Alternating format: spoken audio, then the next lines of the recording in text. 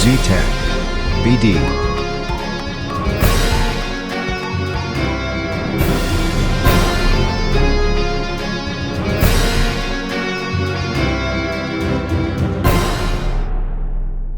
Assalamualaikum, welcome to Tech BD channel. In this video we will learn how to make a Marvel cinematic intro using Wondershare Filmora 11 latest version. If you like this video, please give a thumbs up, subscribe the channel and press the bell icon for the next video.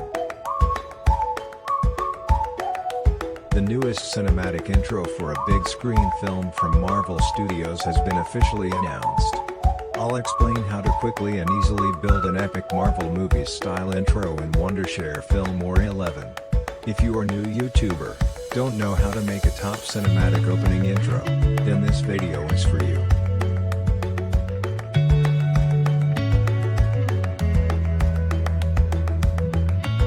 Keep watching and follow my tutorial step by step.